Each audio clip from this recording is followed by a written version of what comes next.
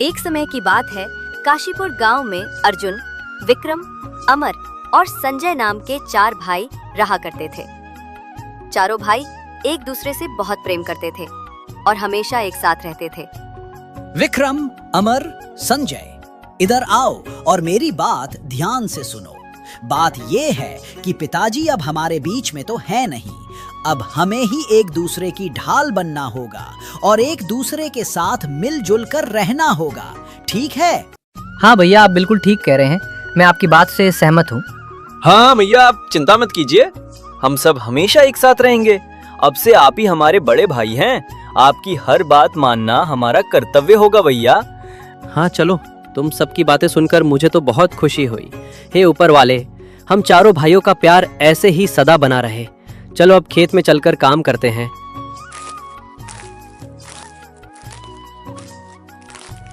अब चारों भाई खेत जाते हैं और कड़ी मेहनत के साथ दिल लगाकर काम करते हैं।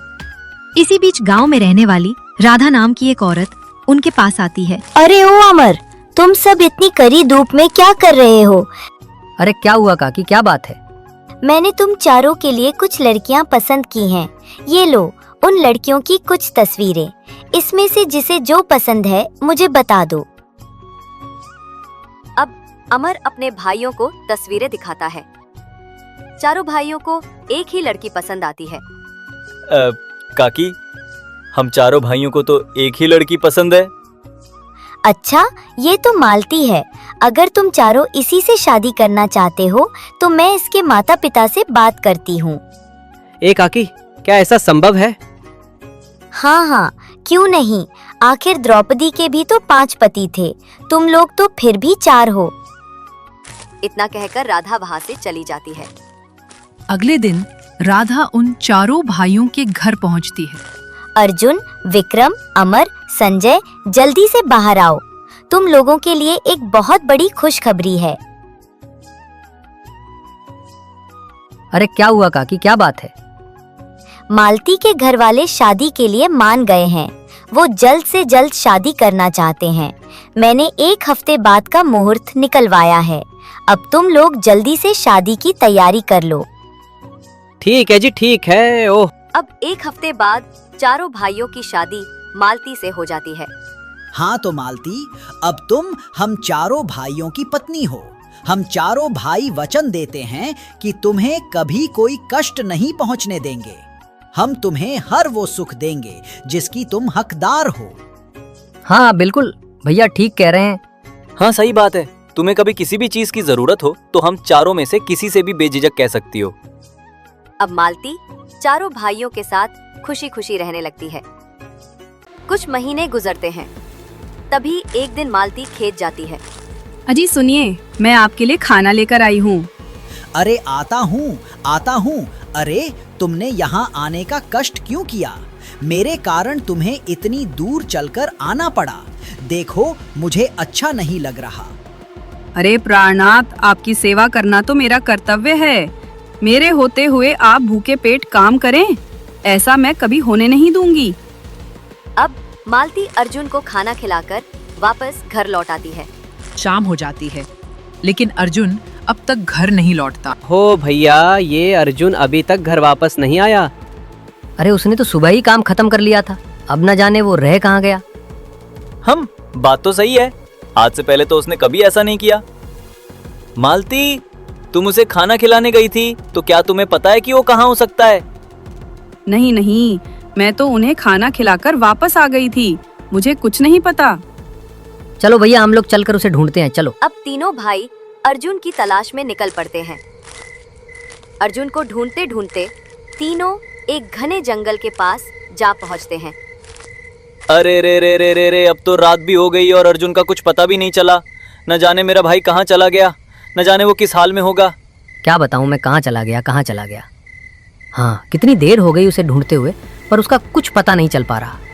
चलिए भैया, घर चलते हैं। रात को इस सुनसान जगह पर रुकना ठीक नहीं है। अमर की बात मानकर विक्रम और संजय घर वापस लौट जाते हैं। अर्जुन के गायब होने के कारण विक्रम रात भर सो नहीं पाता। संजय सुनो, तुम मालती के पास रुको, और मैं और अमर अर्जुन को ढूंढने जाते हैं। अरे पर भैया, मैं भी आपके साथ चलता हूँ ना। अरे नहीं नहीं नहीं नहीं, बिल्कुल नहीं। संजय हमें ना जाने कितना समय लग जाए, और यहाँ घर पे मालती अकेली भी तो है, उसके साथ भी किसी एक का रहना जरूरी है, समझ गए? हाँ ठीक है भैया, जैसा आप कहें। अब विक्रम और अमर अर्जुन को ढूंढने चले जाते हैं। इधर मालती संजय के साथ घर पर होती है। अजी सुनते हो, खाना गरम है, आप बैठो, मैं खाना लेकर आती हूँ, फिर साथ मिलकर खाते हैं। हाँ नहीं मालती, नहीं, मुझे भूख नहीं है। अरे जब से मेरा भाई गायब हुआ है, मेरी भूख प्यास सब गायब हो गए हैं। अरे आप चिंता क्यों करते हैं, वो जल्दी ही मिल जाएंगे। ऐसे भूखे रहने से तो वो मिलेंगे नहीं। चलिए खाना खा लीजिए, वरना मैं भी नहीं खाऊंगी। अच्छा ठीक है, मेरे कारण तुम भूखे रहो, ऐसा कैसे हो सकता है? चलो खाना खाते हैं। इधर विक्रम और अमर अर्जुन को ढूंढते हुए कभी नदी किनारे तो कभी पहाड़ों की तरफ भटकते हैं, लेकिन उनको आज भी अर्जुन का कुछ पता नहीं चलता। ये अर्जुन आखिरकार बिना बताए जा कहाँ सकता है? उसने पहले तो कभी ऐसा नहीं किया। समझ नहीं आता, कहीं वो किसी खतरे में तो नहीं है? भैया सुनिए सुनिए सुनिए सुनिए, क्या आपको कुछ सुनाई दे रहा है? है? हाँ हाँ हाँ हाँ हाँ हाँ, जैसे कोई मंत्र पढ़ रहा हो, है ना? पर इस जंगल में कौन हो सकता है? चलो चलकर देखते हैं, क्या पता वहां अर्जुन हो। विक्रम और अमर पास जाकर देखते हैं तो पेड़ के नीचे एक साधु बाबा तपस्या कर रहे होते हैं। अरे ये तो एक साधु बाबा है। चलो चलो चलो चलो, यहाँ से चलते हैं, हमें इनकी तपस्या भंग नहीं करनी चाहिए। चलो चलो चलो चलो। विक्रम और अमर जैसे ही वापसी के लिए अपने कदम बढ़ाते हैं, वैसे ही साधु बाबा कहते हैं, रुक जाओ बच्चों, तुम दोनों यहाँ इस जंगल में क्यों भटक रहे हो? क्या तुम लोगों को कोई परेशानी है? सारी बात बताता है।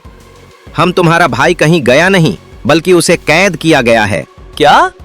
पर साधु महाराज, ऐसा कौन कर सकता है? मतलब हमारी तो किसी से दुश्मनी भी नहीं है। ये काम किसी और का नहीं, बल्कि तुम्हारी पत्नी का है। क्या? ये आप क्या कह रहे हैं बाबा जी? भला वो ऐसा क्यों करेगी? क्योंकि वो कोई इंसान नहीं, बल्कि एक चुड़ैल है, और वो आने वाले पूर्णिमा में इंसानों को खाकर अपनी भूख मिटाती है, समझे? विक्रम और अमर ये सब सुनकर दंग रह जाते हैं। ओ तो बाबा, अब हम क्या करें? मतलब उस चुड़ैल से कैसे निपटे? हमारा एक और भाई उसके साथ घर पे है, ये तो बड़ा संकट हो गया।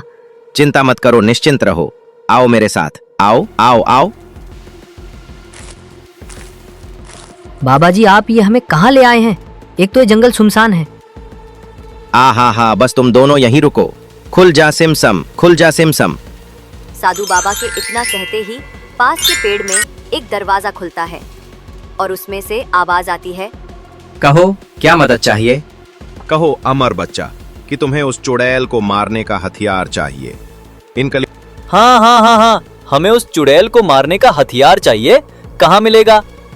चुड़ैल को जादुई शस्त्र से मारा जा सकता है। अगर तुम्हें वो जादुई शस्त्र चाहिए तो मेरे एक सवाल का जवाब देना होगा। हाँ, सवाल का जवाब? ठीक है, मैं तैयार हूँ, पूछो जो पूछना है।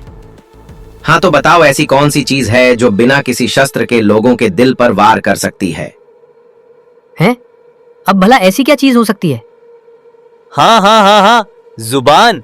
जुबान से निकले बोल लोगों के दिल पर वार करते हैं। हाँ, सही जवाब। ये लो जादुई शस्त्र, इसे उस चुड़ैल के सीने में उतार देना, वो मर जाएगी। जाओ। हाँ, धन्यवाद बाबा जी, धन्यवाद।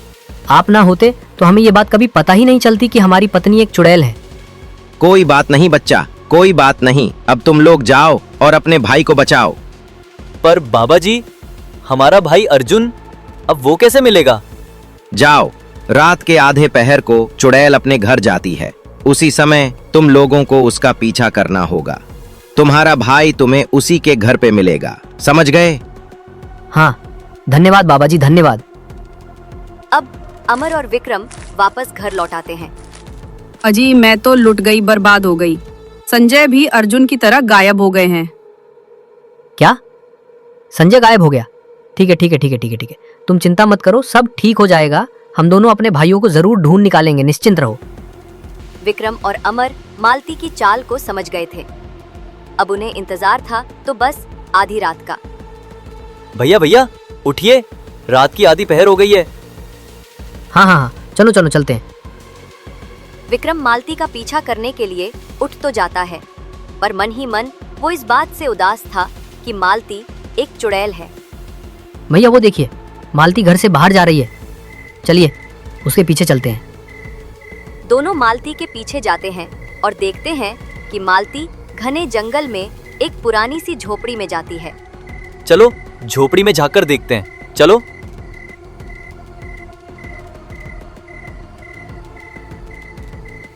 जैसे ही दोनों झोपड़ी में झांक कर देखते हैं तो मालती का असली रूप उन्हें नजर आता है। वाह भैया, ये तो अपने असली रूप में आ गई।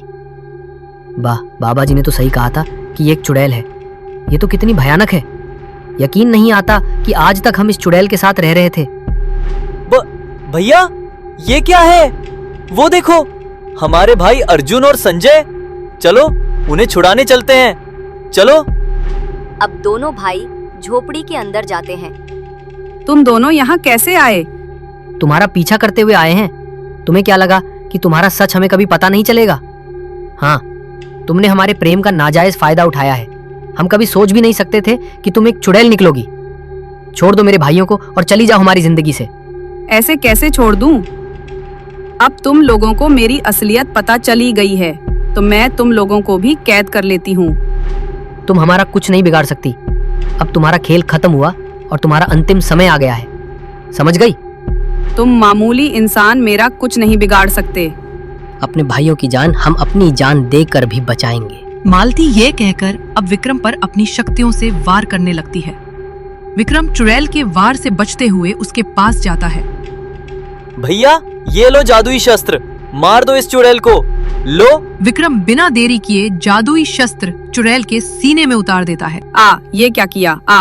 शस्त्र लगने से चुड़ैल तुरंत मर जाती है।